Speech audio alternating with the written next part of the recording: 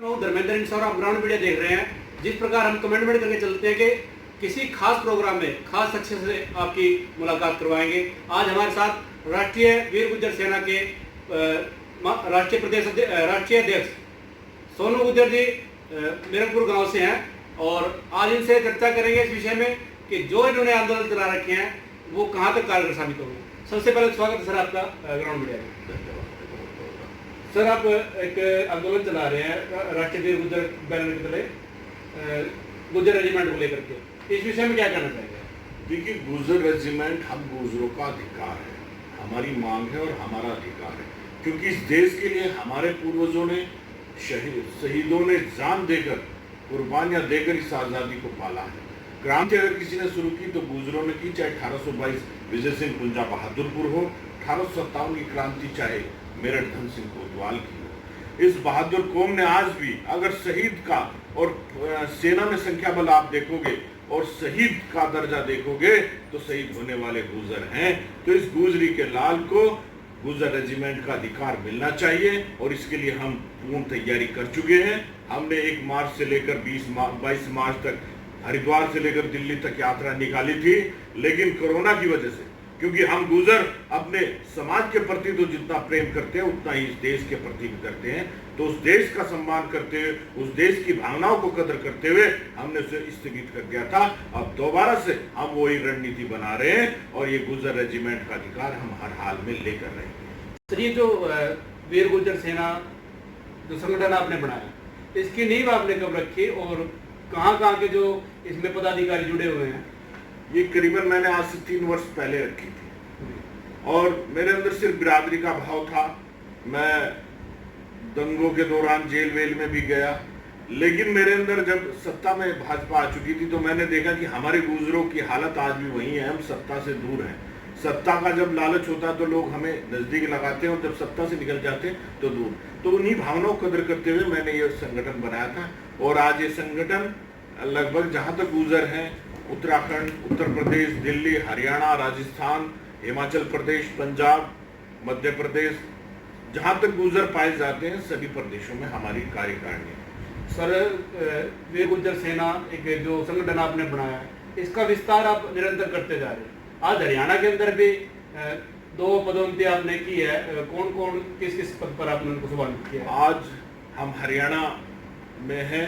हमारे राष्ट्रीय कोषाध्यक्ष भाई नारायण सिंह जी हैं जो हमारे राष्ट्रीय कोषाध्यक्ष हैं।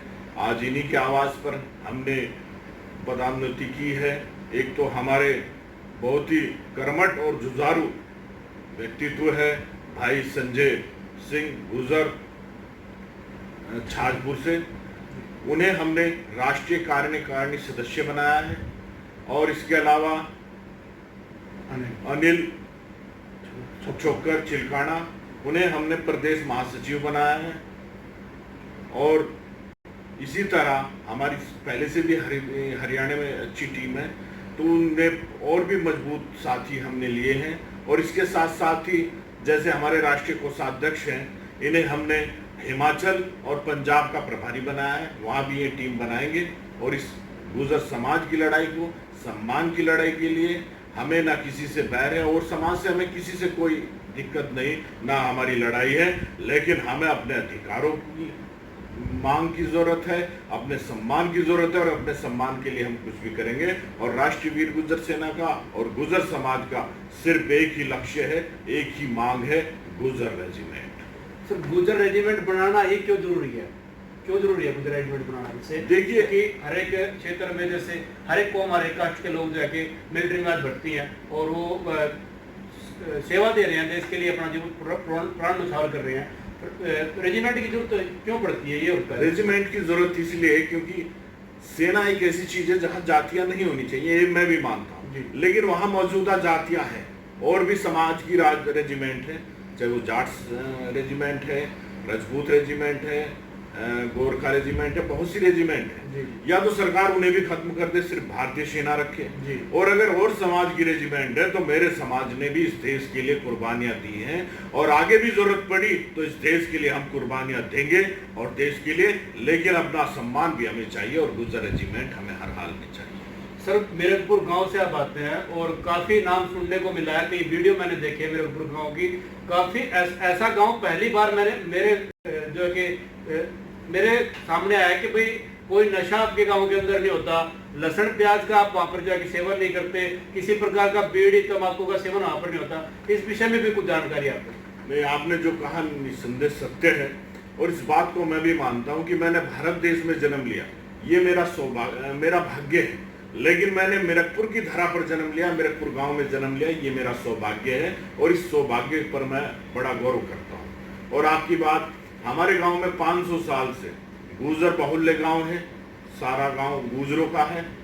उस गांव के अंदर कोई लहसुन प्याज बीड़ी सिगरेट शराब तंबाकू मांस मिद्रा को हाथ तक नहीं लगाता, खाना पीना तो बहुत दूर की बात है। और ये मैं तो मानता हूं कि भारत में ही नहीं बल्कि पूरे विश्व में शायद ही ऐसा कोई गांव होगा जो इस तरह से नशे का, बल्कि आज उदाहरण चलते हुए तो मैं चाहता हूं समस्त देश से, हमारी सरकारों से, कि वो जब नशा मुक्ति का कोई संदेश देना चाहे तो हमारे गांव को ब्रांड एम्बेसडर बनाकर उसके परिचय देकर सबको परिचय दे, ताकि उस रास्ते पर चलकर इस देश से नशा खत्म हो। एक आप जो अलग जो आपने जगाई है गुर्जर रेजिमेंट को लेकर के, कैसी क्या भावना, जो आप जैसे जाते हैं ऐसे सभाएं करते हैं, लोगों से मिलते हैं, तो लोगों की जो भावनाएं हैं कैसी भावनाएं हैं जैसे समाज के प्रति?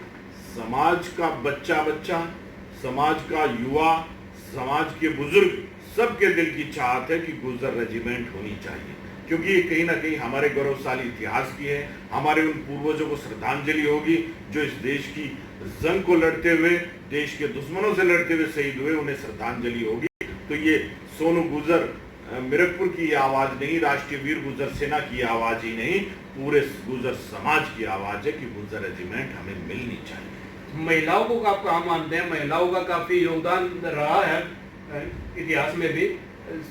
कन्यादाय की तो बात की जाए तो कहीं ना कहीं बहुमूल्य योगदान रहा है। मेरे समाज के अंदर पहले से ही वीरांगनाएं हुई, चाहे आपने जैसे नाम लिया माँ कन्यादाय का त्याग, शायद ही कोई ऐसी माँ होगी जो दूसरे के लिए अपने बेटे को मरवा सकती है, फर्ज को अहमियत देती है, ममता का गला घोट सकती है।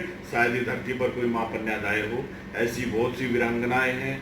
चाहे यही शामली से आशा गुजरी थी, जिन्होंने जोगराज सिंह के साथ मिलकर 40,000 महिलाओं की फौज बनाई थी। धोला गुजरी, न जाने बहुत लंबी फहरिस्त है हमारे समाज की। और आज हम भी, हमारे ये राष्ट्रीय वीर गुर्जर सेना है, इसमें एक महिला विंग है और हमारी राष्ट्रीय अध्यक्षा ममता भाटी है। और हरियाणा में हम बैठे, यहाँ भी हमारी प्रदेश अध्यक्षा सुनीता गुर्जर है जो चिलखाना गांव से वो रखती हैं। तो महिलाओं का भी बराबर है, क्योंकि बिना महिलाओं के सम्मान नहीं, क्योंकि देवियों का स्थान दिया जाता है। और ये अक्सर कहा भी जाता है कि बंदा शेर हो सकता है, सवा शेर हो सकता है, शेर कोई भी हो सकता है, लेकिन उन शेरों पर सवारी माँ दुर्गा ही करती है। जी, बहुत बड़ी बात की है। और अब अगला सवाल ये रहेगा, अभी आपका संगठन जिस प्रकार की तैयारी कर रहा है, तो अब कब से आप जो है आंदोलन की तैयारी कर रहे हैं? कितने दिनों के बाद जो आंदोलन के लिए आप आगे प्रस्थान करेंगे और कहाँ से आंदोलन की शुरुआत करेंगे? देखिए, जब ये कोरोना एक पूर्ण तरह से खत्म हो जाएगा, शायद इस साल तो ना हो पाए, लेकिन हमने रणनीति अपनी बनानी शुरू कर दी। हम जा रहे हैं, बल्कि 3 दिन से हमारे राष्ट्रीय कोषाध्यक्ष भी हमारे साथ थे। हम गौतम बुद्ध नगर, दिल्ली, सोनीपत, आज पानीपत में हैं, कल शामली में होंगे। तो इसी तरह हम रणनीति बना रहे हैं और जिस दिन भी कोरोना खत्म होगा, शायद मार्च अप्रैल तक, हम दोबारा से रणनीति बनाएंगे। हम हर प्रदेश में जाएंगे, उत्तराखंड, उत्तर प्रदेश, दिल्ली, हरियाणा, मध्य प्रदेश, वहां से एक आवाज बनाकर फिर से एक यात्रा जो गुर्जर स्वाभिमान की ललकार के लिए होगी, अपने शहीदों के, अपने पूर्वजों के सम्मान के लिए होगी और अपने गौरवशाली इतिहास के लिए होगी। सर, मैंने उस भीड़ को देखा था जो लोग आपके साथ उस संगठन के साथ मिलकर के दिल्ली तक जिन्होंने कूच किया था, और काफी भारी मात्रा में जो लोग जुड़े थे आपसे, और उन्होंने जाकर के जो दिल्ली में जो है धरना जो देना था, जो प्रदर्शन करना था, काफी मात्रा में लोग थे। ये जो मनों के अंदर जो जोश जो पैदा होता है, ये कहाँ से आता है? देखिए, जब भी कहीं जिक्र होता है देश का, धर्म का, जाति का, तो जिसके अंदर भी जज्बा होता है वो जोश खुद ब खुद आ जाता है।